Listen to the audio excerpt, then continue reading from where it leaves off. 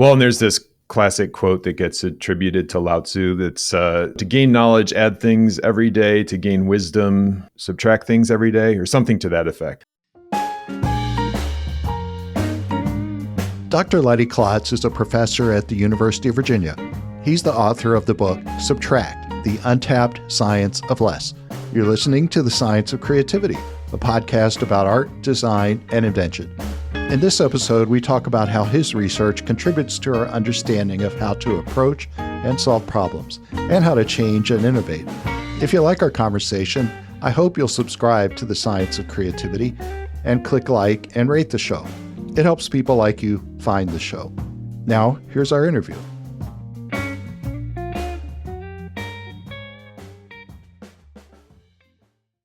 I'm here with Professor Leidy Klotz. He's a professor at the University of Virginia, and he does research on, I guess I can say, subtraction. So welcome to the show. Thanks, Keith. It's great to be here. Yeah, well, I hope we talk a lot about your new book. I said you study subtraction, but the book is called Subtract. So yeah, tell us about that. What does it mean to subtract? Yeah, so I think basically taking away from what's already there to make something better. So I think a lot about design and creativity, and one of the unifying things is that we're trying to take a situation, in engineering, it might be a bridge, and in law, it might be a case, and a doctor, it might be a patient. You're trying to take something from the way it is to a different state, the way that you want it to be. And in that act, subtracting would be, okay, here are the situations where we need to take something away to actually make it better. So I'm glad you asked about the definition at the beginning, because I think it's really important to a couple things here. One is the making it better part. We are all familiar with times where we have to take something away. You have to cut the budget, or you have to streamline something that you didn't want to take away. This is an instance where the end product is actually better as a result of taking away from what was there in the beginning. Well, it seems like in most cases, if you want to make something better, you would be improving it. You would be adding something, right? Like if you want to have more money, you would be adding more money. So that's one thing you start right out in your book, is that we have this bias towards adding and more, and you're trying to work against that. Is that right? Yeah, I think, or maybe just highlight it. I look at it as there are two basic ways to, hopefully we could start to see these as complementary approaches to making change or to making things better. So it would be nice if people, when you're talking about adding another activity to your schedule to try to be more productive, also thinking, are there things that I could take away to be more productive? So I'd really like these to be things that are seen as they go hand in hand, and they're complementary approaches to making change. And I think, that would be, if I have an agenda, that would be it. Because I think that's, what can be most useful for the readers and for the people listening to us talk now. The first thing I think of is my schedule being too packed. So if I was going to take stuff away, I would take away half of my schedule. Is that the sort of thing you have in mind?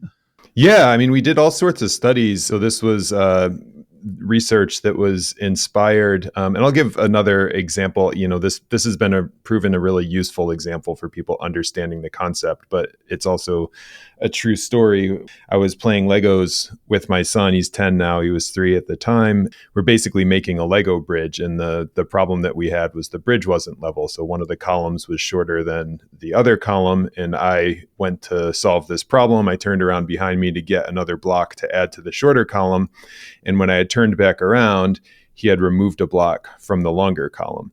So I've always been interested in elegance and simplicity, but this helped really crystallize it into, okay, what I'm interested in is, why didn't I think to remove that block, right? How come we don't tend to think about taking something away to make it better? And we did a whole bunch of studies after that with some really great friends and collaborators here at the University of Virginia, Gabe Adams and Ben Converse and Andy Hales, who's now at University of Mississippi. We tried to look at this across physical situations, so analogous to the Lego bridge, also ideas, so kind of mental models, and also social situations. So your schedule example would fit right into that. We were doing all these studies, we'd be having people work with Legos, and of course they're adding to the Legos. We're doing writing and people are adding to the writing to make it better. And we wanted to make something where people would just subtract. It was so obvious that they should subtract. And so we gave them this like travel itinerary to Washington, D.C., and it was a 1-day trip. There were, I think, 12 or 14 different activities. I can't remember exactly, but these were big activities that happened in the 1 day. Things like go to the Smithsonian or visit the Lincoln Memorial or eat lunch at a 5-star bistro. It was probably impossible to accomplish all of it in 1 day. And then there was a drag and drop interface where people could add more things to the schedule or take things away. And more people added to that impossible schedule than took things away. So yeah, this is something that applies in our calendars too. I think part of it is not thinking of it, but also part of it is when you think about your work schedule and your work-life schedule, when you take something away, you're not showing that you're competent, right? You're not showing that you can attend that meeting or do this extra thing. And so there is this kind of social pull to make ourselves busy, but that we can benefit from fighting against. Well, let's follow up on that example. So you told people about their itinerary in Washington, D.C., and they didn't take stuff away. But I'm thinking, gosh, I really want to go to the Smithsonian. That would be very sad to take that off my schedule. Right. So you're saying no to something you want to do. Is that right?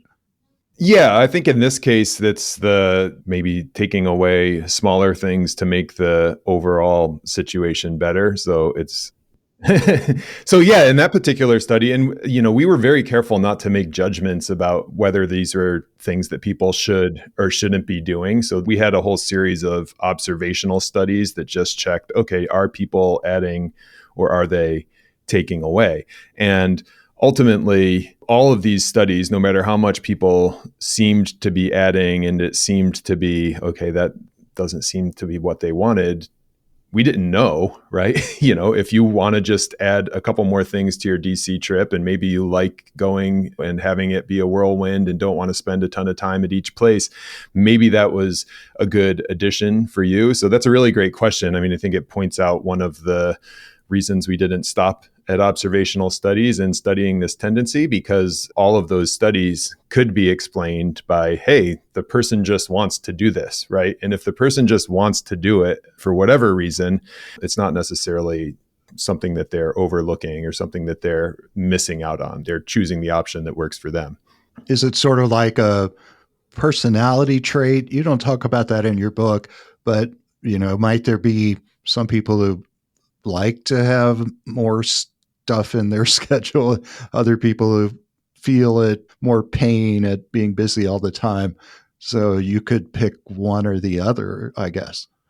Yeah, I think we didn't specifically look for personality traits. I mean, we did look in our data for, again, this is tricky because we didn't set up the experiments to do it, but we did look to see if there were trends, across easily measurable things like gender or age, and didn't really find anything there. And I think we were really interested in, okay, are people systematically overlooking this as an option, right? And that was something that these observational studies, just looking at, okay, do people add or do people subtract? You couldn't tell. So we needed to have studies where subtracting was just objectively the right answer. And if you went back to the people afterwards and said, hey, did you think, they added, say, and then you said, hey, did you even think about this subtraction? They would be like, oh, no. And if I did, I would have totally chosen that, right? So trying to tease out, is this something that people like me, going back to me playing with that Lego bridge with my son, right? It was like, okay, if I had thought about subtracting, I would have done it because I wouldn't have had to turn around and grab a block. So that was kind of where we took the next level of research, less about personality traits and more just as, hey, is this some way that our brains seem to be working? It's one of the great things about your book. And of course, I'm a psychologist, but I like to see, solid, rigorous studies. But you've done a really good job of explaining all of that research in an accessible way. And I think it's very convincing. You've convinced me that there's a bias for people to add stuff whenever they're given a challenge. And even if they could subtract something instead and it would be a objectively better solution, they're still going to do the addition. Is that right?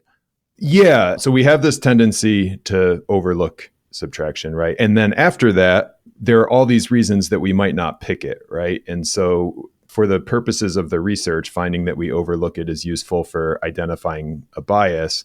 But for the purposes of all of us walking around in the world, yeah, we've got this tendency not to even see it, but we also have a tendency not to follow through with it because of different pressures or different personalities or whatever. I'll give one example from one of the studies that kind of shows how we don't think about it. And again, this is less about explaining the studies and more, I think the studies are helpful in kind of understanding how this works.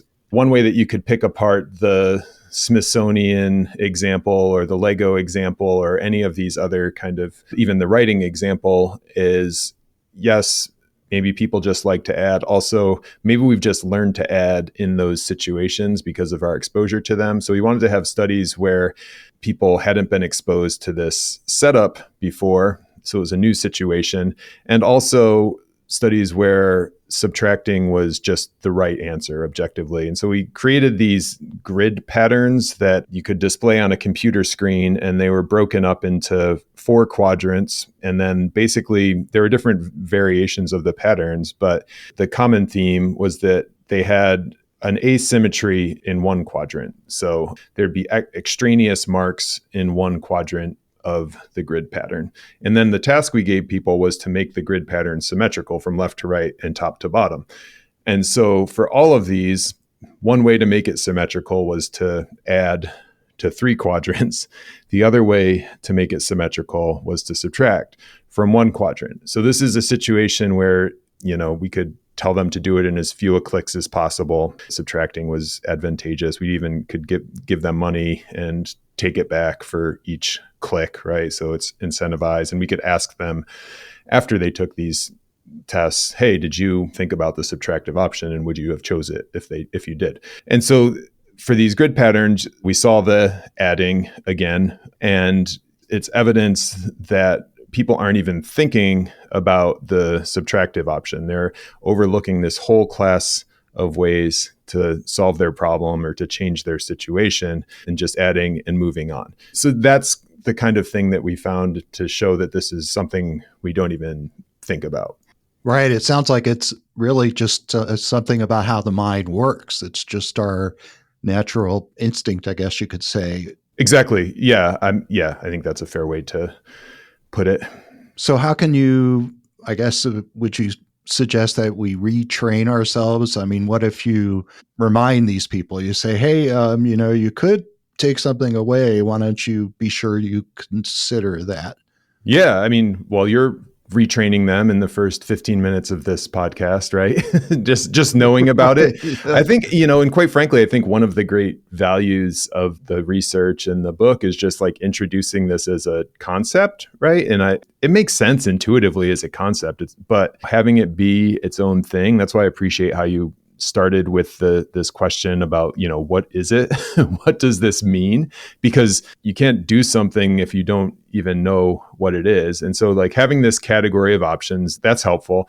But I do think we don't want to, every time that we're trying to make something better, rely on this instinct that seems to be pulling us towards just adding. So I think also if we can think about ways to build reminders into our process, right? So think of this, listening to this as a big general reminder that hopefully shifts your mindset. But if you can build the reminders into your process, a very simple one is a lot of people have the practice of, okay, what are my to-dos for the day or for the week or for the month or even, for the year in annual reports.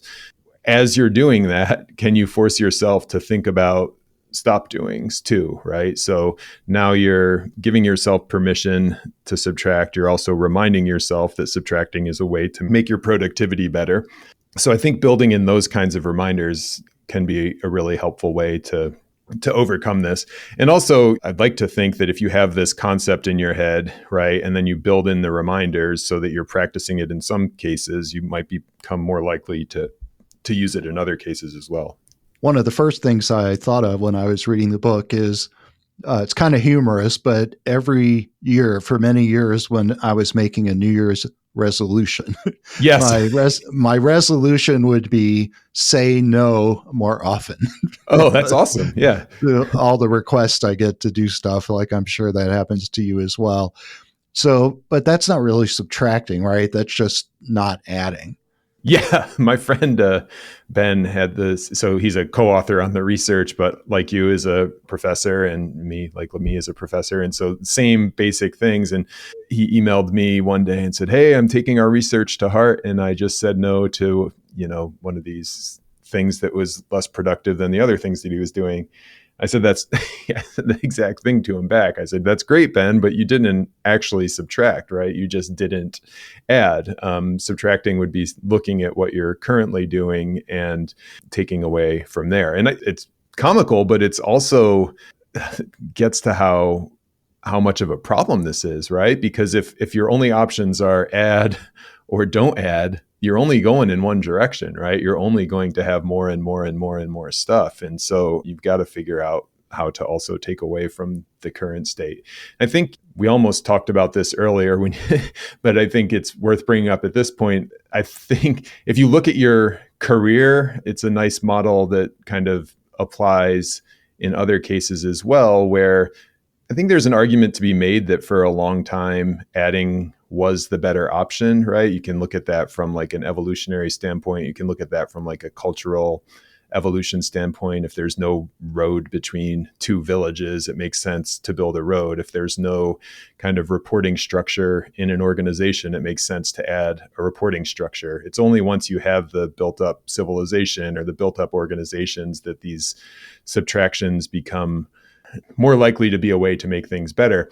And it's the same with how we move, at least how I moved through my life and career, right? You go through college, and I think I made it most of the way through my PhD program, even like being able to just do everything, right? And then eventually you get to the point where there are so many opportunities, family gets thrown on top of it, and you have to figure out things to take away. And so it's a relatively new situation, whereas before, like adding has been the right way to make things better. More often than not, now you've got a situation where subtractions are more likely to be an option, I guess. Does that make sense? Oh yeah, absolutely. And just in our conversation so far, I think the types of examples we're talking about material things, like you referred to building a road if there's no road. But then there are these more abstract things like my schedule in the coming year. Mm-hmm. And that's where you find it's just something about the way the mind works, that you have this bias towards adding with everything, whether it's material objects or money or your schedule or...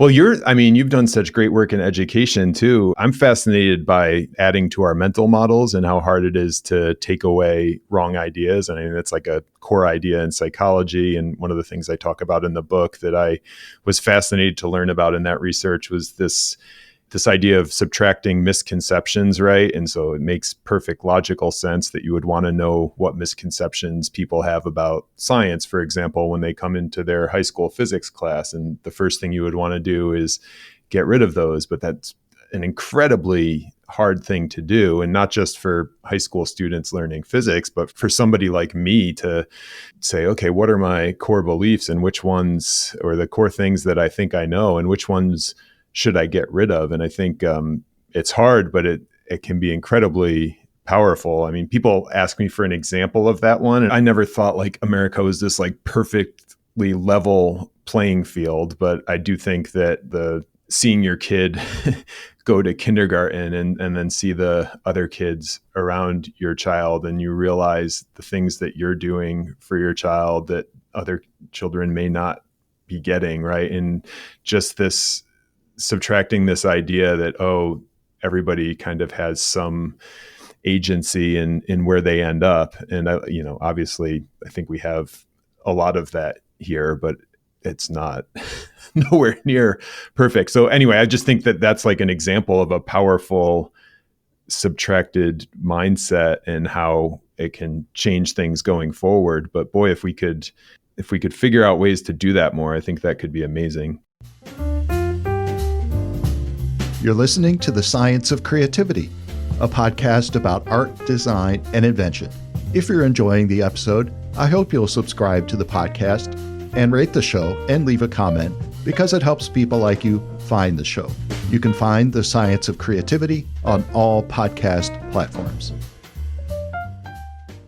Right, it is powerful psychological research because, like you say, it's not only less material things or less time in your schedule, but you just gave examples about learning that you might learn more effectively if you have, I don't know, is that right? The ability to subtract wrong concepts. Yeah, misconceptions exactly. I mean, you know this psychology research, but it's a fun story, so I'll share with your researchers. But Oh yeah, go ahead. So yeah, there's this classic psychology study where Festinger, he joins a doomsday cult because he wants to see what happens when people are confronted with evidence that conflicts with what they thought they knew about the world, right? And I think it's just like a beautiful study because you just join the cult and then kind of follow along and you're covered if the doomsday does come. And if the doomsday doesn't come, then you've got your evidence.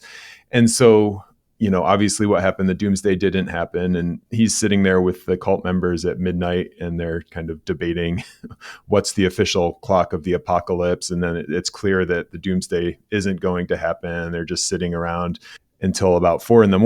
And then the cult leader says, "Oh, well, it worked," or "we staved off the doomsday with our belief," right? And so it's an extreme example, but what we tend to do when we get evidence that's contrary to what we thought we knew or what we already believed is to kind of massage both, right? We massage the beliefs and we massage the evidence and jumble it all back together into this mental model instead of just getting rid of the clearly wrong thing. My son, I have a funny example of this from my son with Legos too, where we gave him, you had your Christmas episode, we gave him Legos from Santa Claus when he was a Santa Claus believer. And he's like, "What is this?" I said, "What do you mean, what is this? You wrote your note to Santa Claus. You said you wanted Legos." And he said, "Well, I thought Santa Claus only had like a wood shop and those material, he can't make plastics." And I said, Oh, yeah, that makes sense. Well, no, for Legos, Santa just works directly with Amazon,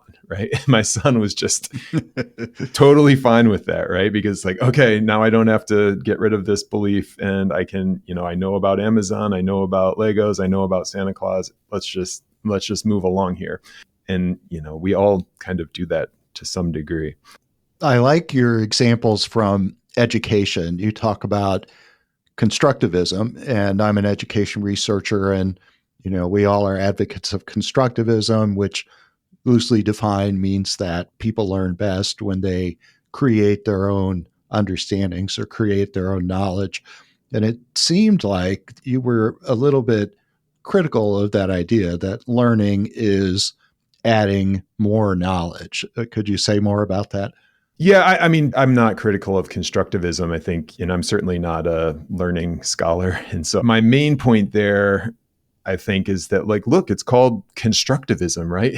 So we have this whole kind of adding is the way to make progress kind of pervades how we think about the world. Is not called deconstructivism. I mean, again, just subtracting to build our mental models would be just as bad, but it's a very additive word. That's all. I do agree with your last statement there that, of course, we can learn more by kind of questioning the things that we already know. I also think, and this, I don't think any constructivist would argue about this, that there's a need to prioritize too. And this may or may not be subtracting, but what do we do about AI, right? How should we be teaching AI? And okay, now we need to put this into our classes. It's well, are we thinking about what should come out if that's something that needs to come in? Or maybe that doesn't need to come in, but we're so ready to talk about new ideas and new concepts. And it's really hard to talk about, okay, what should come out, because, people are building their own mental models and they also need to have time and space to do that. And there's an opportunity cost to all of these things.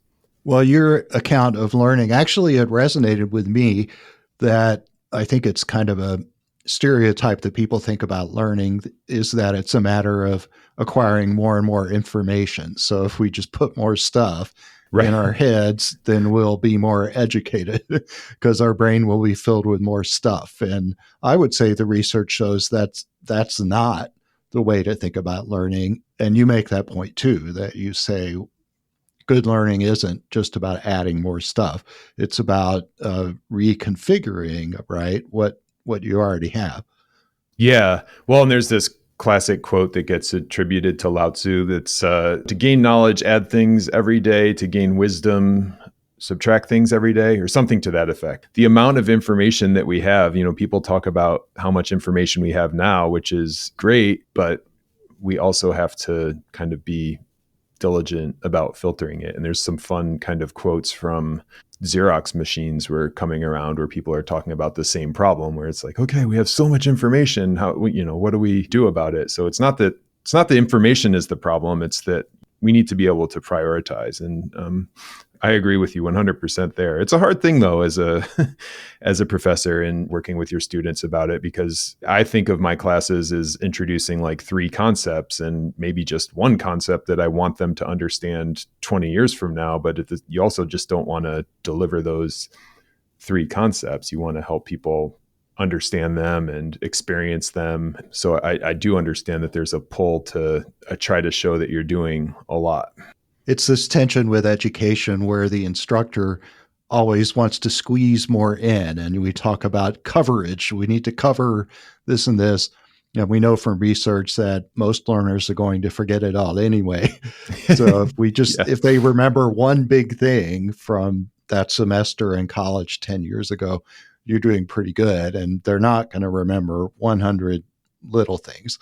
So you might as well focus on, I guess, fewer things, but each one is deeper and richer and less superficial. Mm-hmm. Right. So when you say less, I think I got that to some extent from your book, that you're having maybe a smaller number, you have fewer things, but then what you have is somehow better or richer than you would be capable of if you had too many things. Each one of them would be more superficial, I guess. Yeah. I mean, this is a good time to bring up another important conceptual point where it's like, it's more work to get to those fewer things, right? There's I talk in the book about this kind of, there's like less beyond more, right? Or, the simplicity beyond complexity. I think about this in engineering. That was my undergraduate degree, right? And you do all of these problems and you're learning, it seems like a million different things, and you're doing problems and doing problems and doing problems. But then by the end of the semester, if you learn it well, you realize that it's basically F equals MA is a very simple principle that everything can be derived from. And of course, the professor tells you that at the beginning too, but until you've kind of struggled with the ideas and stripped away the extraneous stuff for yourself, at least in my case, I didn't quite understand it. So I don't want to make it seem like this is easy. And I think that's where like the subtracting comes in, right? You need to be able to grapple with a lot of information and certainly filter some of it, but there's also the act of, once you've have the information, trying to say what's the most important stuff. And I think that's where we get hung up a lot sometimes, which is just, okay, I'm taking in all the information. I've done it. I can basically pass the test, or I can basically function in my job. And we don't take it a step or two further and say, okay, what can I get rid of to like really understand this or to really be effective? You have a lot of examples in your book about art and architecture. So I was drawn to those because of my own interest in artistic creativity. Yeah. And when I talk to artists and designers, they will often say things about the importance of negative space or the importance of taking things away. And you said, yes, engineering school. And I think you've had some architecture experience as well. Is that right?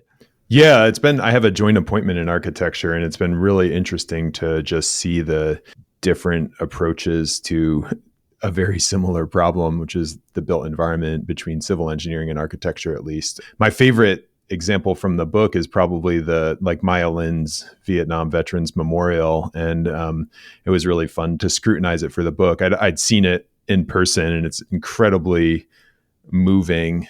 And I think it's on the mall in Washington, D.C. It's like, it's a memorial. So it's in the competition with all of these like grand gestures, right? And then here's this thing. If you haven't been there, it's, relatively simple. It's cut into the ground as opposed to coming out of the ground. So the whole thing is very stripped down and simplistic.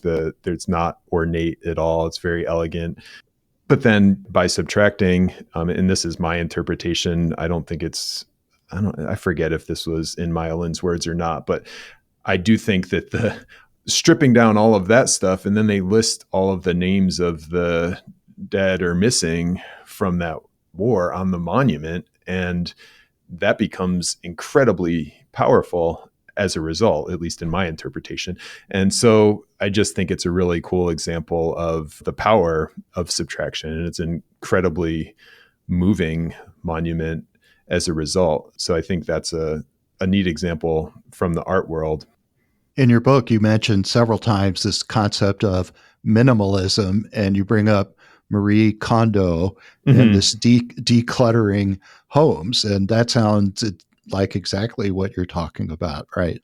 Yeah, I mean, that's the, kind of a touch point to something that's in like kind of people's attention right now. And I think that ties into a lot of things. I think decluttering is probably a response to consumerism, which we haven't talked about here, but just the idea yet. But I mean, obviously I think it's more of a symptom of our adding bias than kind of a cause of it. But we certainly have all of this stuff, so much so that Marie Kondo can have an empire by helping people remember to take away stuff as a way to make things better. I think it's interesting how she came to it. So she's obviously not a scientist, and I say that in the most respectful way possible. The world would be a horrible place if we were all research scientists. So she came to this through trial and error over years and years of decluttering, and came to her method. And, one of the things that she talks about is getting rid of things that don't spark joy. And I think that's a really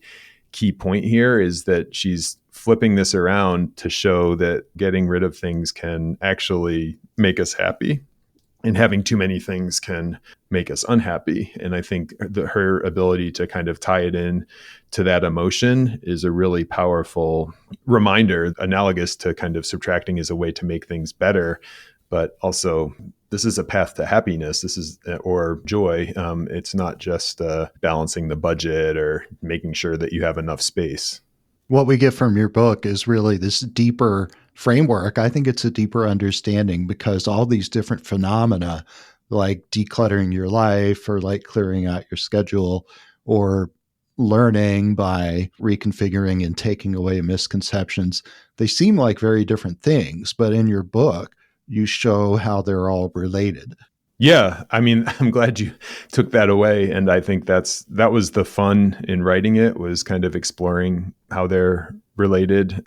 And I think that it kind of gets back to where we were at the beginning, which is, if you can think about this just general option that we all have in all these times when we're trying to take things from how they are to how we want them to be, we'd all just be a little bit better off, right? A little bit more able to choose the options that work for us. Well, you and I are both authors, and I don't know about your writing process, but when I write, I generally write a lot more than I need. Sometimes it'll be twice as much as I need. And then I spend the second half of the time I have allotted to write a book or whatever, I spend the second half of it just taking stuff away because I've written too much. I don't think it's a problem that I wrote too much, but I think it's a useful skill to have, to be able to take away things, because sometimes you really have to. In this case, for the reader, it's improving the text for the reader. It's not just something I'm doing to make my life easier. It's to help other people. Yeah, I was going to ask you how because it's incredibly hard to do, right? You've written this stuff, and it's, you're kind of fallen in love with the ideas, plus there's effort put into it. I was going to ask you how how you make it easier, because we've both written books, but you've written more. And so I think, is that how you think about it as you're going through that second pass and getting rid of a whole bunch of stuff that is like, okay, this is in service to the reader? Oh, a related thing that I've done is that I've edited quite a few books, and these academic books where each chapter is written by a different scholar and I'm the editor. So I put them all together like a curator. Right. And I say every chapter can only be 8,000 words. And then the scholars will send me 15,000 words. So I've become very good at deleting 7,000 words out of a 15,000 word document. But it's very hard. Maybe it's harder for people to do it with their own work. I don't know if is it easier to subtract from somebody else? Well, we actually, we did do 2 studies on writing, and this is very simple studies where people were summarizing essays or summarizing an article that they read. And then we did a subsequent round where after they did the summary, you had to make it better. One group was people making their own thing better. Another group was people making somebody else's thing better. And both groups added, but the making somebody else's better added less. So that would suggest that your guess there is right, that it's probably easier to subtract from somebody else's stuff. So would the whole existence of the editor profession, right? I think having somebody look at this who's not married to the content is probably incredibly helpful. I wanted to talk about improvisation because that's one of my big research topics. And you mentioned that. I made a note of it, actually, pages 132 to 133. And the way I think about improvisation is that it always takes place within some sort of guiding structures, whether it's jazz improvisation, let's say, for example, it seems free and open, but the musicians are using quite a few rules, guiding structures. So there's always a tension, isn't there, between structure, which would be something, and then the freedom, which would be less, or subtraction. So seems like there's always this tension between the structure and the freedom. Yeah, that's interesting. I wonder, I mean, I love soccer too. And I think that's one of my favorite things about it is that, once you've played, you can go play pickup with somebody and you can tell how much they played just on how many of these kind of underlying structures they know. And of course, a completely free-flowing thing, just like jazz once it happens. But yeah, there are rules there. I wonder if that's another case where you kind of have to, I don't know, where you kind of have to go beyond, right? You have to have the structure and then realize which ones you don't need or which ones you can not pay attention to. I don't know. I haven't thought about it as much as you, but I think the improv is fascinating. Have you ever talked to Kelly Leonard at Second City? You would really like him. He's so they do. He has a podcast called Yes and. Anyway, he's an improv guy. Works with the psychology people at University of Chicago. He talked to me about improv with the context of subtracting being that improv. You're allowing the audience to fill in, basically, or your partners to fill in. So creating that space is actually what helps more people engage, because you've pulled more of yourself out of there and then they can put themselves into it. So yeah. Right. Well, you've interesting. You've given me a lot of ideas from the conversation and in your book. I hadn't thought about it using this framing of subtracting or less, but absolutely. I think that's what's going on. Mm-hmm. Well, we're nearing the end of our time. So I always like to ask on behalf of our listeners, do you have some practical advice or some tips or maybe an exercise, something people can do in the next week that might enhance their creativity? I think being able to scrutinize some of our beliefs or some of the things that you think and I think, if you can remove things that might be holding back your creativity, that might be just as valuable as adding things to enhance your creativity. So that would be, and maybe you could do it on a walk. I think one of my personal creativity things is just, you can't always be moving your body, but my mind certainly works differently when I'm moving my body. And so the research suggests that's the case too. So maybe go for a walk and think about things that you can subtract from your mental models. Oh, thank you so much. That is great advice. Dr. Leidy Klotz, thank you so much for being on The Science of Creativity.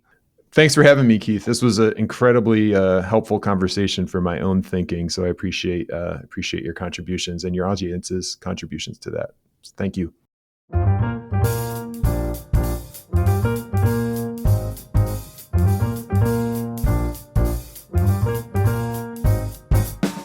Leidy and I are both psychologists, and I think that made our conversation really natural. It didn't feel like an interview at all. The conversation ranged really widely. We could have talked a lot longer. I had twice as many questions as I asked. His research is about so much more than creativity, but his research is linked to a lot of creativity topics, including subtraction, but also editing, architecture, and even education.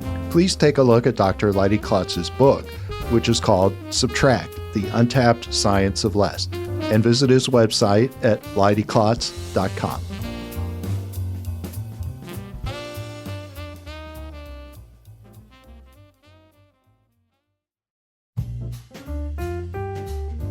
Thank you for listening to The Science of Creativity. If you liked this episode, I hope you'll subscribe to the podcast, and please rate the show because that helps others like you hear about the show. Please write in the comments if you have requests or ideas for future episodes. I'll see you next time on The Science of Creativity for insights and inspiration about art, design, and invention.